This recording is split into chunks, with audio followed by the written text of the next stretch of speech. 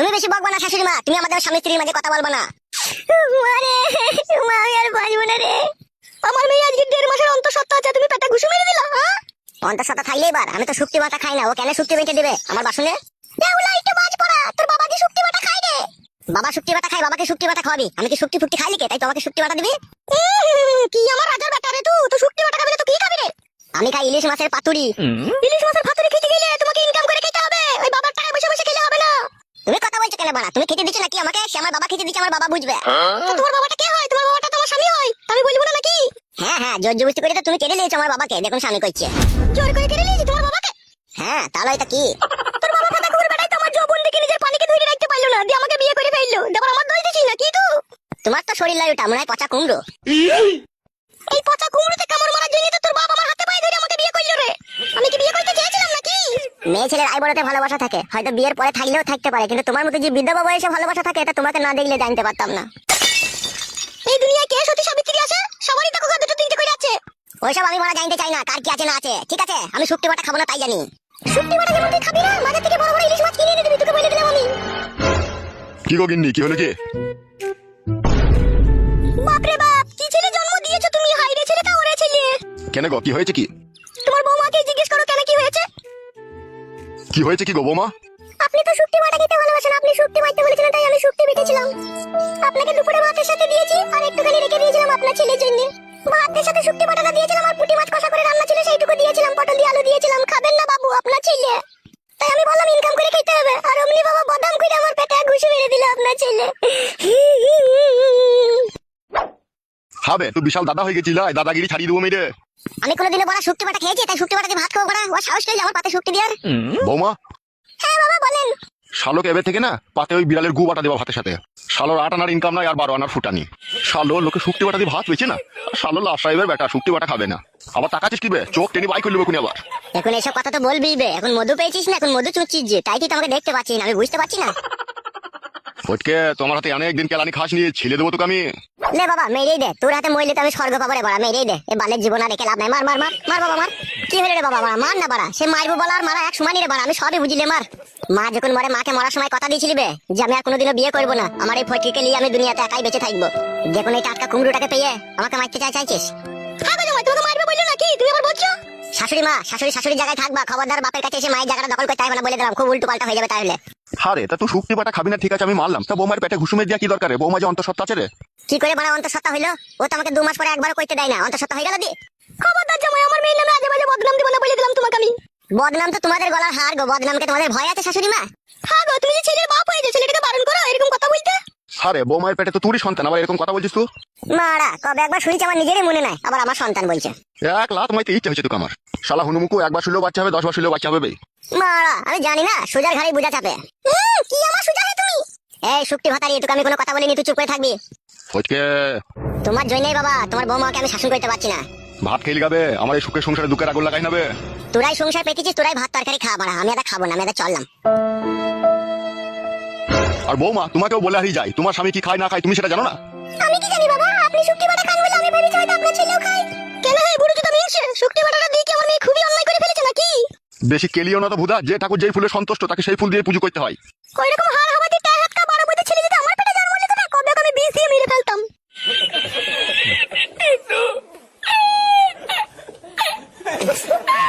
ওই জন্যই বলে রে মারা, নিজের মা সৎ মা, নিজের মায়ের আর সৎ মায়ের মধ্যে আসমান জমিন পার্থক্য, তা আমি বুঝতে পারলাম। নিজের মা যদি হয়তো আমার ছেলেকে কখনোই বলতো না 20 দিয়ে মেরে ফেলবো, সৎ মা বলিয়ে এই কথাটা বলে ফেললো। মাকে কাপড় তুলি গাড়ি বেরিয়ে যেতে পারছি, খেতে দিতে পারতাম রে, জানটা আমার আরাম হইতো।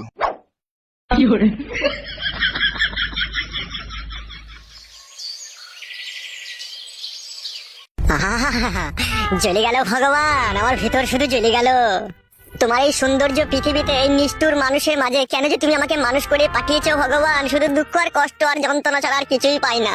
যে ডাল ধরি সে ডালই মটমট মটমট করে ভেঙে যায় ভগবান, আমি আর বাঁচতে চাই না ভগবান।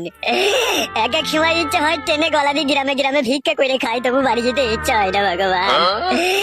বাবারও সুখ পেলাম না, সৎ মায়েরও সুখ পেলাম না, নিজের বইয়েরও সুখ পেলাম না। ভগবান, তোমার এই পৃথিবীর মানুষগুলো বড়ই নিষ্ঠুর আর পাষাণ, কেউ আমার মনের দুঃখ আর কষ্টটা বুঝলো না। ভগবান, হয় দেখা দাও, নাহলে টাকা পয়সা দিয়ে আমাকে বড় লোক করে দাও, নাহলে আমাকে কেউ সম্মান করছে না, সবাই পায়ে ধুলো মনে করে ঝেড়ে ফেলে দিচ্ছে আমাকে।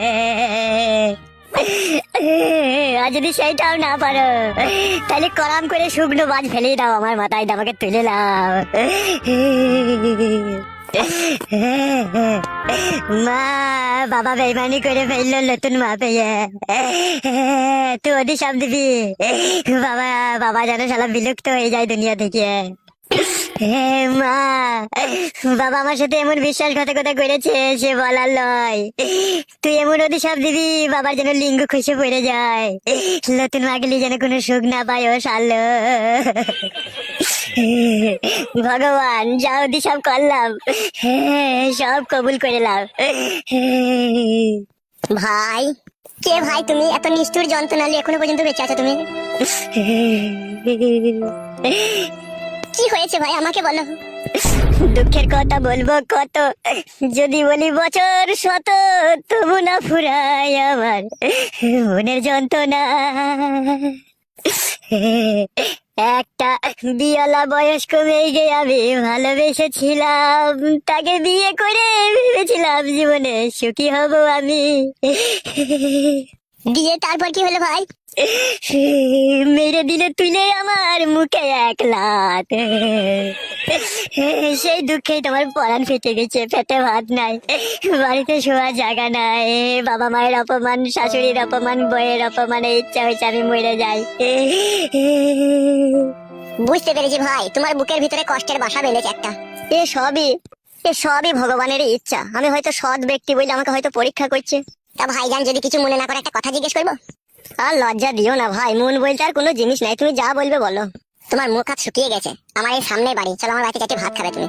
না না, তোমার সাথে আমার কোনো সম্পর্ক নাই, চেনা নাই, জানা নাই, শোনা নাই, আমি কেন তোমার বাড়ি যাবো ভাত খেতে? ভগবানের প্রতি তোমার তো বিশ্বাস আছে না নাই?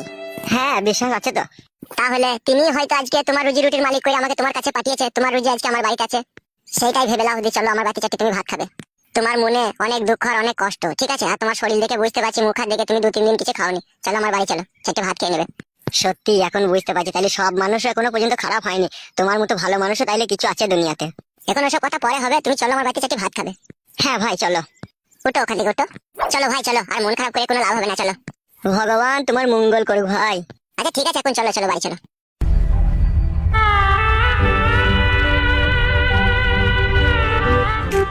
আরে সর্বনাশ, কি বড় বাড়ি রে ঘোড়া। কিছু বললে নাকি ভাই? না না ভাই, এমনি আমি মনে মনে ভাবলাম। তুমি কিসের কাজ করো ভাই? আমার তো দুবাইয়ে হলুদ মরিচের দোকান আছে। বাবারে, বিশাল ব্যাপার তো তাহলে। হ্যাঁ, 10টা-12টা কালি করে আমার কাছে শুধু কাজ করে। আমিও তোমার সাথে দুবাই চলে যাবো ভাই, দিয়ে আমিও হলুদ মরিচের প্যাকেট করবো। ঠিক আছে, এ নিয়ে কোনো টেনশন করো না, হবে তো। কই গো গিন্নি, কি হলো বলো? একজন অতিথি এসেছে আমাদের বাড়িতে। ঠিক আছে, ঘরে নিয়ে এসো। চলো ভাই চলো, ঘরে চলো। ঘরে যাবো না, আমি ওই বাইরে বসে খেয়ে পালাবো। শোনো ভাই, আজকে তুমি আমার বাড়ির মেহমান, আর তুমি এই খেয়ে চলে যাবা, তা কি করে হয় ভাই? ঘরের ভিতরে চলো। সত্যি ভাই, আপনার মতো ভালো মানুষ পৃথিবীতে আর কেউ নাই কো। কি গো, মেহমানকে নিয়ে এসো না কি করে? এসো ঘরে এসো। গিন্নি, এলাও ধরো বাজারের ব্যাগটা। রান্নাটাকে বেশ জমকালো করে করবে, হ্যাঁ, আমার বাড়িতে অতিথি এসে খাবে। কে ওই মানুষটা? এখনো ওর বাইরেটা জানা হয়নি, তুমি রান্নাটা চাপাও গিয়ে। আচ্ছা ঠিক আছে, চলো ভাই আমরা ঘরে গিয়ে বসে গা, তোমার বোন রান্নাটা করুক। হ্যাঁ হ্যাঁ চলো।